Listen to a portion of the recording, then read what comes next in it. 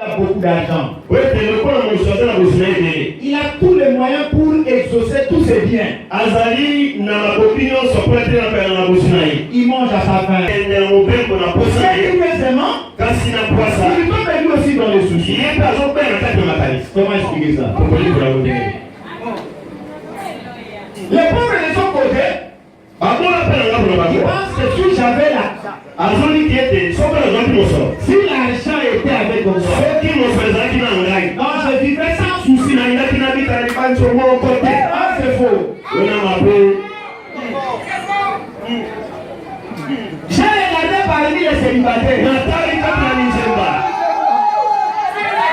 Il s'inquiète. Attends le mariage. Quand est-ce que moi je serai visiteur? Seigneur, attends mon mariage. Il se fait des soucis chaque jour. Même s'il est dans une famille nantie. Il mange bien. Il a l'argent pour les transports. Il n'a pas un mariage avec lui. C'est ça la base de son souci. Je trouve qu'il y a encore des mariés qui se soucient encore davantage. Si telle est la condition de marié, s'il a été donné de divorcer, il pouvait le réclamer facilement. Mais comment expliquer ça? Donc ça veut dire que le souci atteigne tout le monde. Amen. Quand je rentre ici à l'église,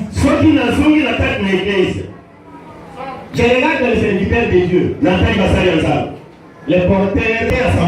C'est là que Dieu a élevé pour réconforter le peuple. Vous venez lui poser vos problèmes. Pensez à changer la batterie de ce micro. Et les pasteurs en toi, ça ne marche pas.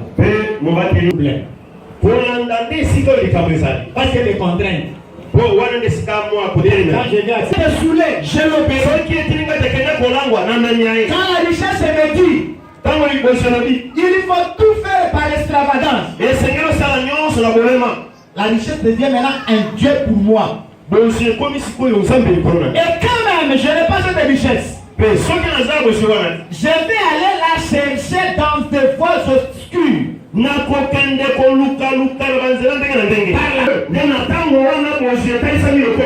Ici, Jésus l'a appelé maman. Amen. Il faut faire la part des choses. Entre Dieu et la richesse. Qu'est-ce qui te préoccupe le plus? Si nous sommes dans l'église, ne va pas seulement les païens. Combien de temps tu mets pour chercher Dieu? Et combien de temps tu mets pour chercher la richesse?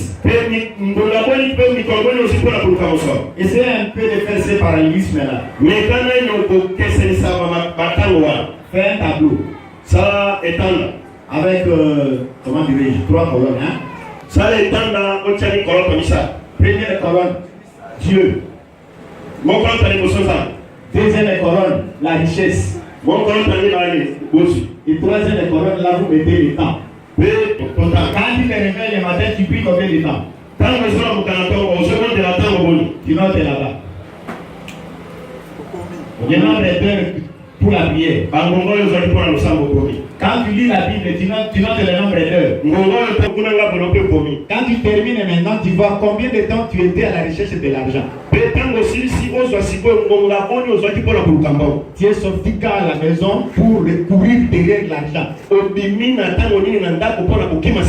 Tu as commencé à quelle heure? Et tu as terminé à quelle heure? Alors à la fin, tu fais la sommation. Donc tu verras combien de temps tu as mis pour Dieu. Et combien de temps tu as mis pour l'argent.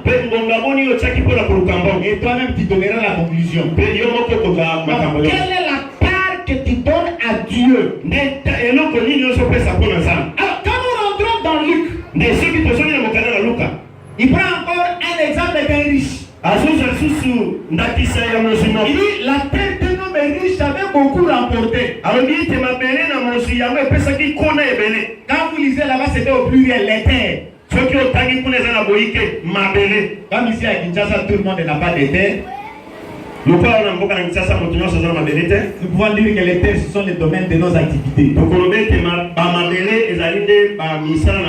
Peut-être je mets les poissons pour que les gens viennent se divertir. C'est une terre. Peut-être j'ai une maison que j'ai construite, ils sont à louer. Ils ont des terres pour moi. Peut-être j'ai des salles de conférence, les salles de fête. J'ai les magasins, j'ai les boutiques. J'ai les véhicules, les taxis, les mototaxis. Ce sont les terres. Les terres de cet homme avaient beaucoup remporté. Ce sont des terres tout. Maintenant, qu'est-ce que je vais faire? J'abattrai mes greniers. J'avais en construire de plus grands. Et là, j'amassais toute ma récolte. Et je dirais à mon âme, mon âme, tu as beaucoup de biens en réserve. Amen. Amen. Tu as beaucoup de biens en réserve. C'est pourquoi tu as là des ans, tu as besoin de besoin. Même la frère de moi, ça dit pas. Alors, et ça, le pantalon, vous savez pas, nous, il y a un pantalon, t'es sorti, tu as pour la tambour. Hein? C'est la question que j'ai posée ce jour-là. Si je peux reposer cette question aujourd'hui. Frère John. 6. Lui, quand même, il connaît les nombres de chez lui. Ça, c'est bien. Maman, tu as combien d'épouses? Ma mémé.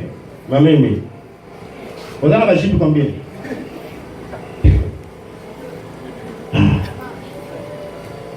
Vous voyez, hein? Non, quelqu'un qui ne connaît pas les nombres de chip. Vous pensez que ma chip est la mieux sur la table? Hein? Nous avons dit nombre d'Égyptiens. Au courant de la Takatou. Nous avons dit nombre de chémicités. Alors, les riches disent, mon homme, tu as beaucoup de biens en réserve.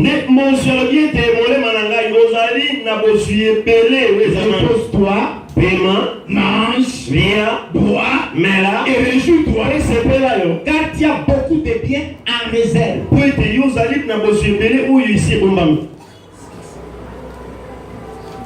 Les amis, nous sommes à ça, ils vont monter à ça. Soit pour ici, quand on les frères. Donc, ici, mais pas tous les autres, il y a des choses montantes. Frère, on a un médaille qui monte à terre. Et ça, un frère, mais non. Comprenez un peu ça? C'est cela. Il dit, cette nuit, Dieu lui dit, ton âme te sera redemandée. Et ce que tu as préparé, ça te servira. Il rentre directement pour dire que c'est pourquoi ne vous inquiétez pas pour votre nourriture, de quoi vous mangez. Ne vous inquiétez pas pour votre corps, de quoi vous serez vêtus. Ne dites jamais que mangerons-nous, que boirons-nous, de quoi serons-nous vêtus. Et ces paroles-là sortent de la bouche de Dieu. Jésus est Dieu. Amen. Qui d'entre nous ici ne se pose jamais la question, qu'est-ce que je vais manger aujourd'hui?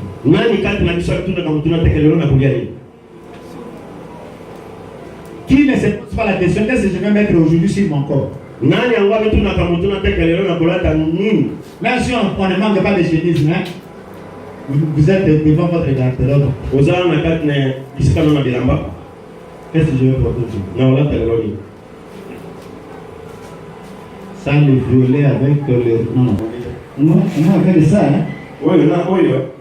Ah, au coup d'un moutou, à la tina le bouzo, à la tichipo, à ti sapato, à mitari na miroir.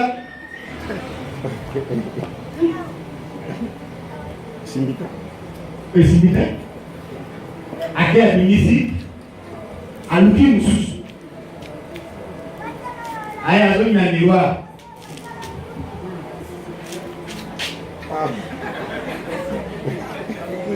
Ah. Oui, syndicat. Assis moussous. Ah. Oui, mais ici, ma mère, Égypte n'a pas de sous, le dessin des sous. Il peut mettre comme ça devant les biens, entre le garde-robe et le miroir, même 30 minutes après devant les biens. Ah, pour ça, la tendance, c'est qu'à chaque fois, Le Seigneur nous dit, ne vous inquiétez de rien. Et c'est ça le souci qui devient permanent aujourd'hui entre nous les enfants de Dieu. Tu vas rencontrer même une soeur en Christ.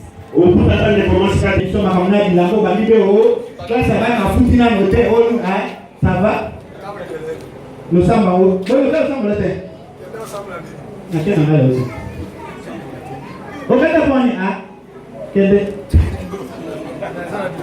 Quand vous entrez en profondeur, quand vous la créez des questions, papa, n'ensemble il n'a pas pour la tenter. Combien de choses? Nombre de Belgique pour éviter. Mais il n'a pas pour la tenter. Donc, je trouvais que c'est un problème sérieux pour les enfants de Dieu. Depuis mardi, nous avons commencé à prendre le côté nourriture. De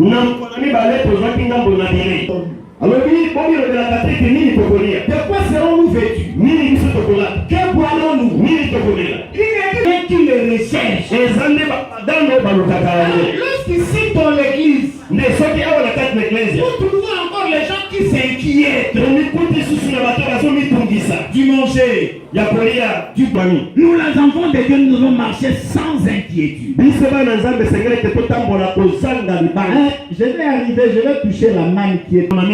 Je vais toucher une chose. Dieu dit à Élie. Encore Dieu a Élie. Proclame la fin. Point de bruit, sinon à la parole. Vous avez la même parole à laquelle? Ici. Élie n'était pas extraterrestre en cet homme.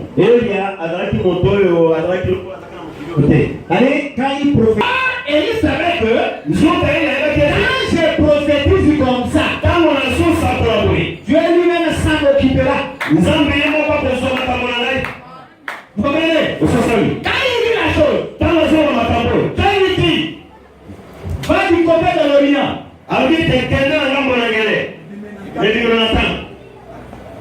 du côté du torrent de Kérit, à côté du Jourdain. Allez, Jourdain signifie cette qui est descendue du ciel. Ah, ça nous donne un bateau de Rogama. Attends, on l'a dit terminé. Attends, on a moto à la Rogama, il n'est pas seul. Quand on nous donne à tout le monde de tout seul par jour, toi aussi tu as tout seul. 13 heures. Donc tout le monde c'est 12 heures. J'ai dit cela parce que la journée, le jour a 12 heures. La nuit, ce sont les veilles. Donc, Jourdain, c'est ce qui est descendu du ciel. C'est là où Élie devait se réfugier. Qu'est-ce qu'elle dit? J'ai ordonné au corbeau de te nourrir. Donc, ça c'est extra. C'est extra. Donc, Élie est là. Il est à côté du torrent. Parce que comprenez le torrent. Le torrent. Les amants moko et vimba moko et qui m'a. Mais maman peut pas. Allez au lekati tamsus na novembre, décembre, ça les autres là maïdi. Di ba men mai autres là. Voilà ça ça. On va gagner chier le mai autres. Ou tu me mal kaouki. On peut gagner 5 donc l'ina mo la poussière. Ça les courant. Ya mo ne mo kere. Donc mai yaka pesi là. Le matin, le corbeau lui amenait le pain et la viande.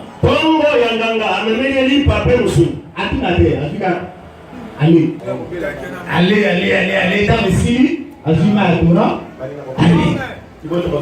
Afani, qu'on a vu le mot de ça.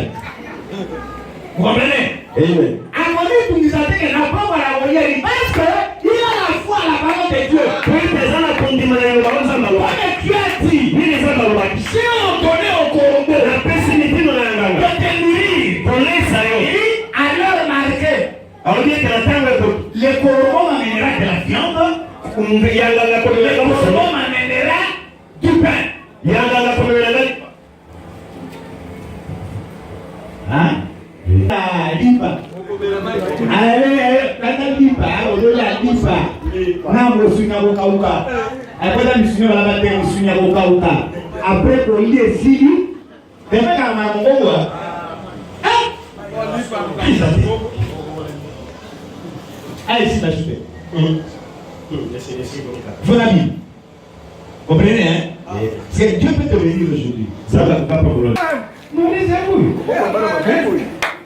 Moi, la tige, je vais vous dire. Avec le petit, c'est bien. Mais qui ça était? Ah oui.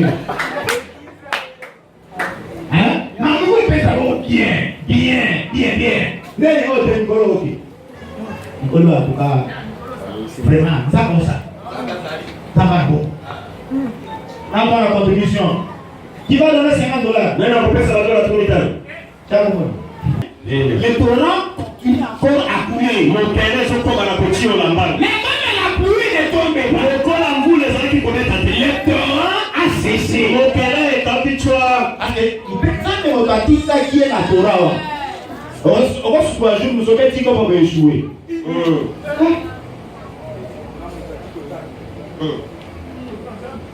Au final, on a passé pour ça. Vous avez un frère voilà le est-ce qu'à ça la mission là va ça vous aurez un numéro à passer à hein les torrents séchés le col à mokere kauki la vie est tenue pour toi kama yo mototininga na sakoli kama mototininga na tena torrent na melekama na torrent trouver jambe afungoli nzela mosusi ni femme na s'arrêter alobi kende na mboka na s'arrêter là j'ai préparé une femme veuve kuna na lenga ni mwana mwasi moka kufera mobali elle était nourrie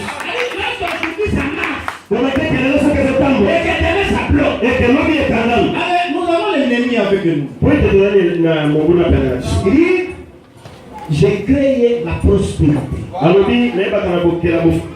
J'ai dit aujourd'hui la prospérité, mais il élève sur ton chemin les adversaires. Je m'appelle son mot révélé, mais après son bateau à collier un désordre. Petit mot monté ça la raté.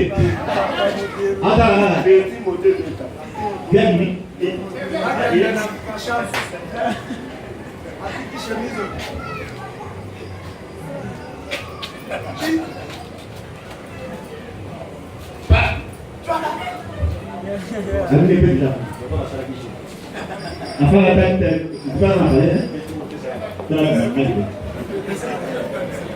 Vous comprenez?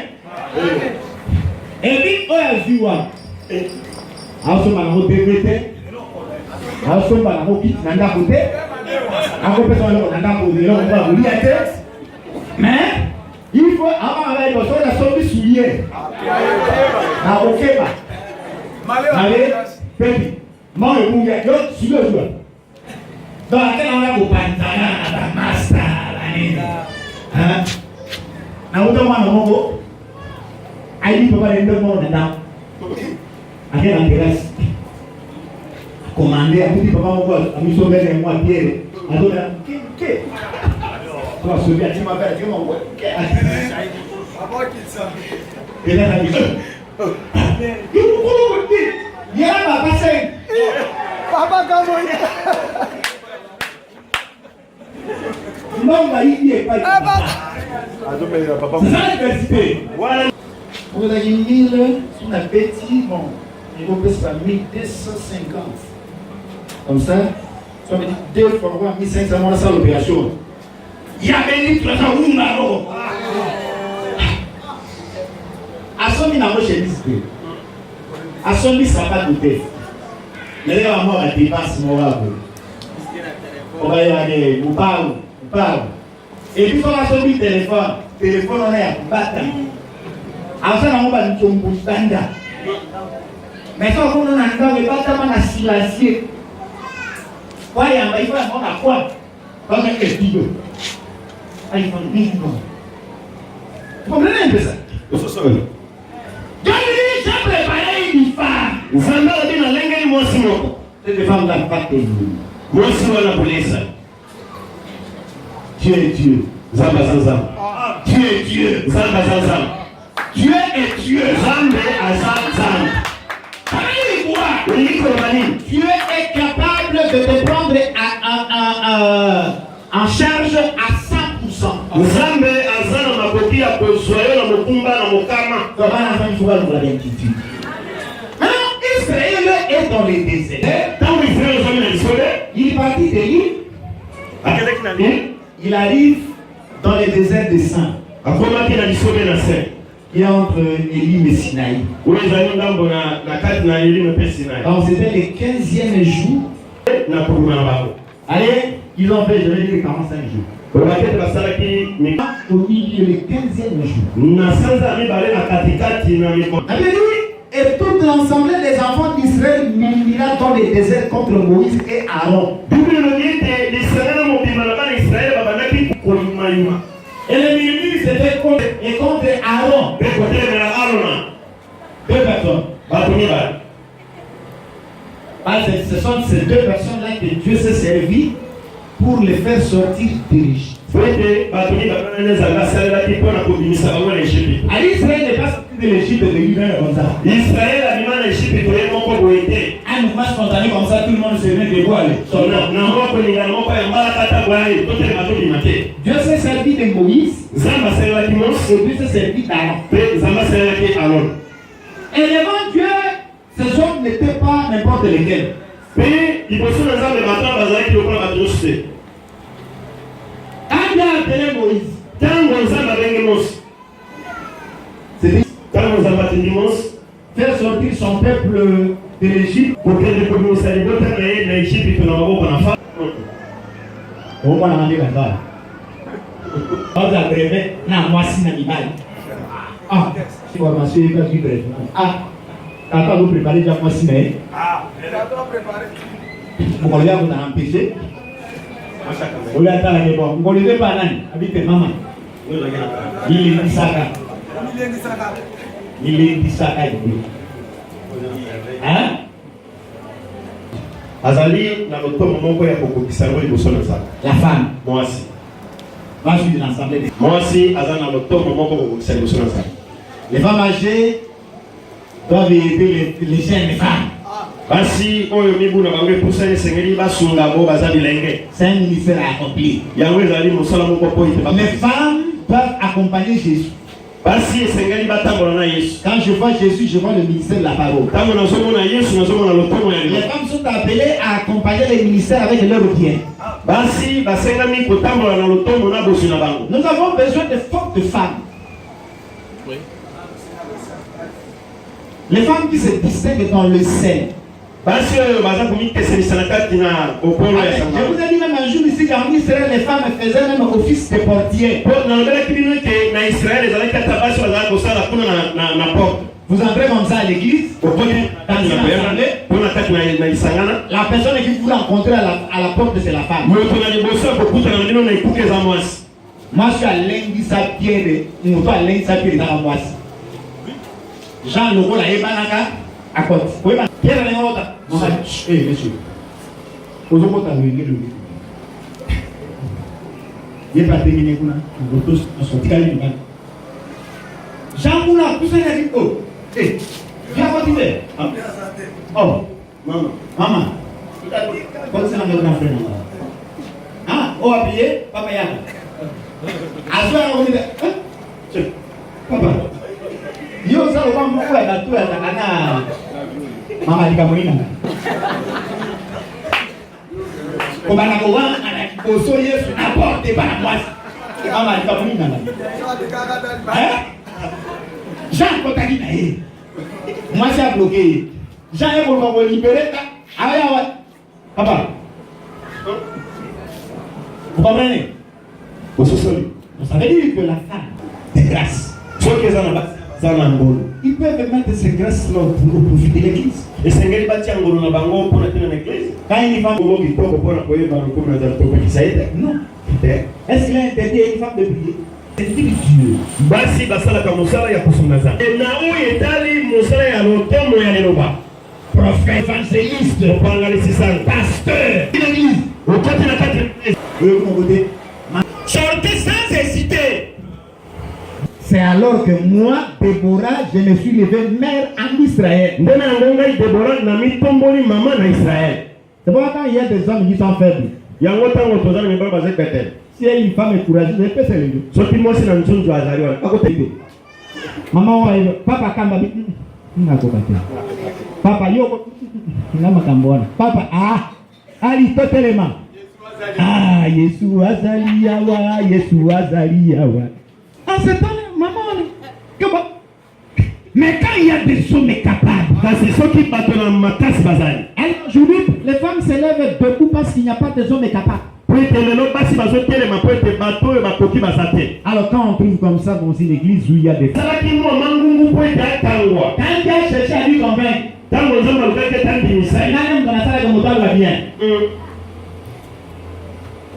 oui, dans le pays, Seigneur, envoie qui dit, la colère de l'Éternel s'est enflammée.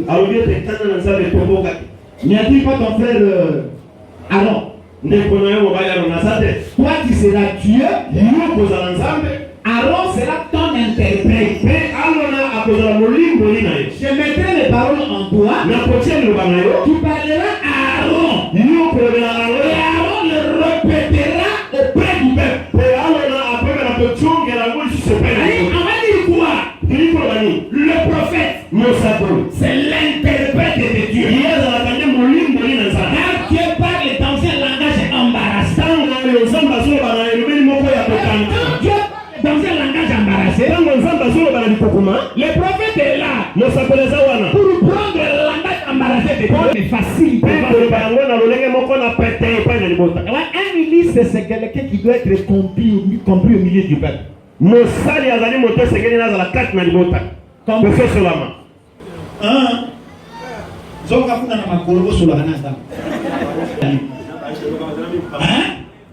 quand Dieu te prend, si Dieu prend, il est descendu, il a pris les hommes, il a monté avec eux dans le conseil de Dieu. C'est quelqu'un qui a écouté Dieu. Après avoir écouté Dieu, il descend ici. Il se sert du langage humain. C'est quelqu'un qui est plus du milieu du peuple. Il parle dans un langage facile. So vous dites ministre, papa,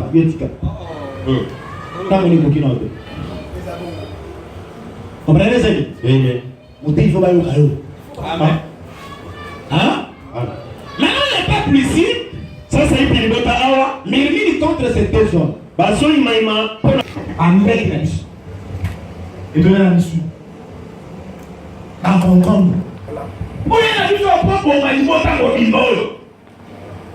il y a des gens qui se disent comme ça. Et ça, on a pour ça, mais mon cher, il fait lever ça. Quand tout ça va chier, on a dit souvent. Sauf que c'est pas du tout. Mais maintenant, il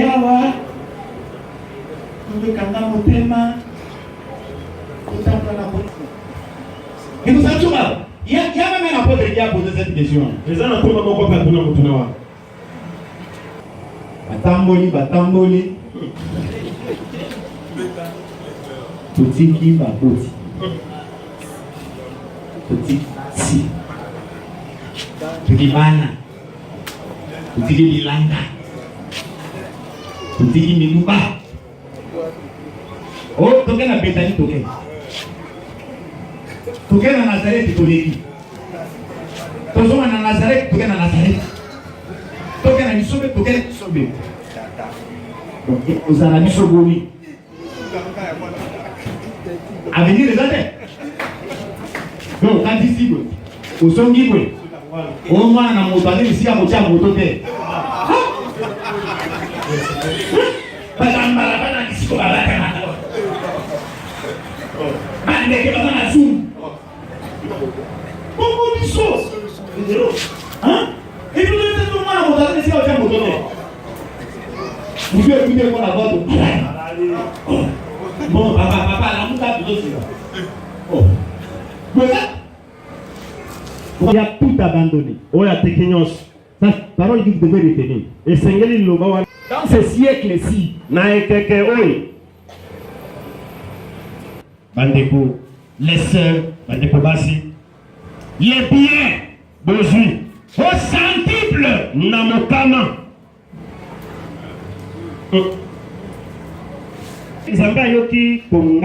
Israël. Ça va? Qu'est-ce que Dieu a dit? Il dit, quand il a parlé à Moïse, il dit, le murmure des enfants d'Israël, ce n'est pas contre vous. Les murmures d'Israël, ce n'est pas contre vous, Moïse. Ate bae ba ko ba ba kailo. Lo passe en moyen, vous savez vous avez bien. Tout est bon.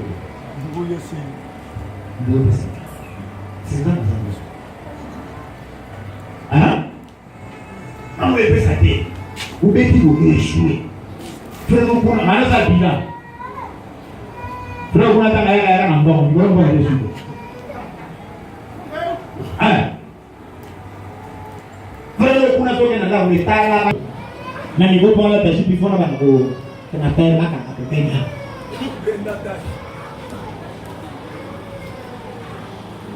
jamais okuta mutu abana kumilire ko tenzana nzambi ndi nzambi ndi kuda be contre la pasteur pasteur ko ça parce qu'il faut maintenant ngomba. Même comme on nous rigole de ça. Hein? Ici,